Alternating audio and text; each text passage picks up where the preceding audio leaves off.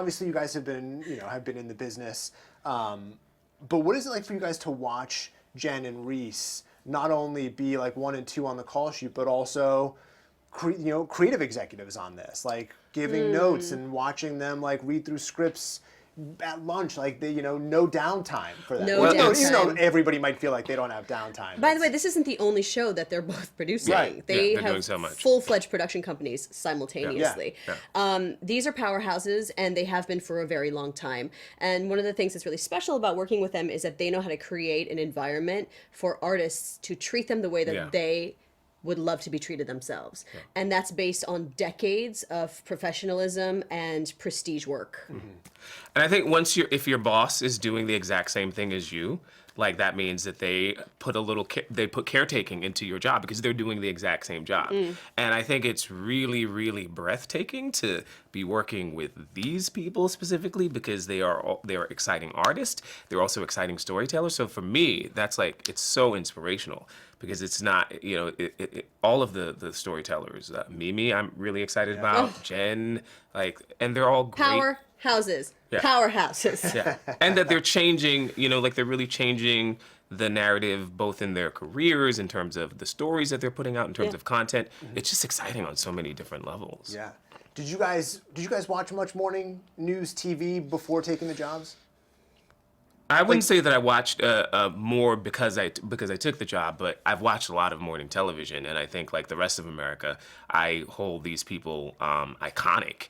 And so I think that it was really exciting to then start to delve behind that image of these icons that have lived. Given that, when you did start to delve behind it, did you have a perception of what you thought it would be like just watching it on TV on a day-to-day basis versus when you got into it and started trying to like dig through and see what actually happens behind the scenes or having some of those conversations? Well, the perspective is it's much harder than it looks because you guys, people in the media, the news hosts, like you have to maintain this beautiful sort of serene exterior, but there's so much happening behind the scenes, and I think the show deals with that too. That there could be something truly chaotic happening in the next door, and then we have to actually be present and calm.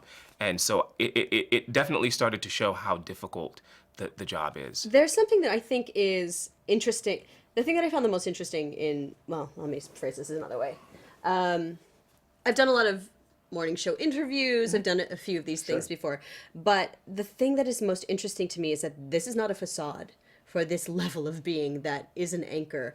It is actually a level of class and gravitas that this breed of person has to be able to handle the pressure of that seat. It's not a veneer. It's real. Yeah. It's not... No, it's not an approximation. No. It's not an approximation. They're a different animal. Yeah, they're a different animal. Yeah. One of the things that was interesting, maybe you have a take on this, maybe you don't.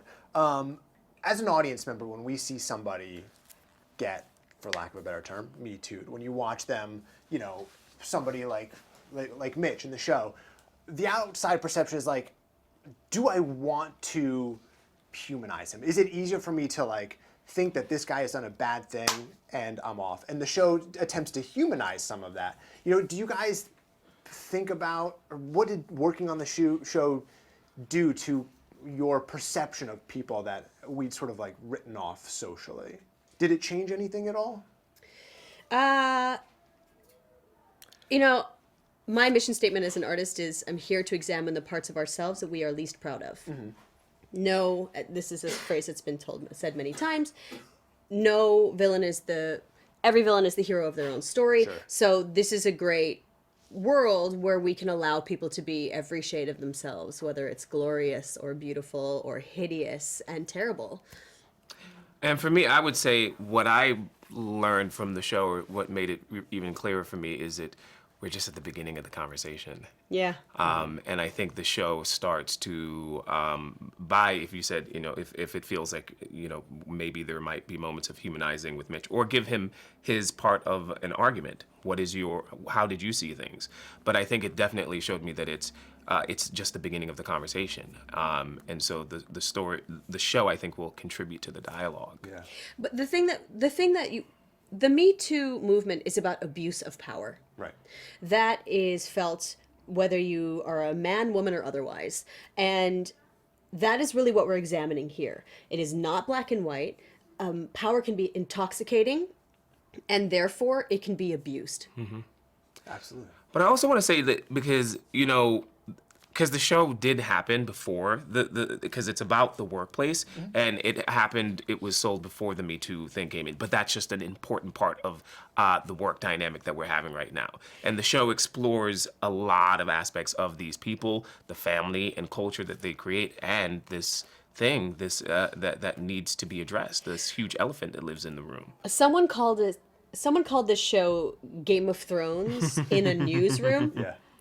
But that's like saying, okay, we're only going to look at positioning of power. That's like saying, yeah, the dragons don't exist. No. Dragons are real. and it is the actual abuse of power. So if dragons turned out to be real in real life, you wouldn't ignore them when you were making a show. I mean, this is like the dragon is on the skin So you gotta deal with it. in this show.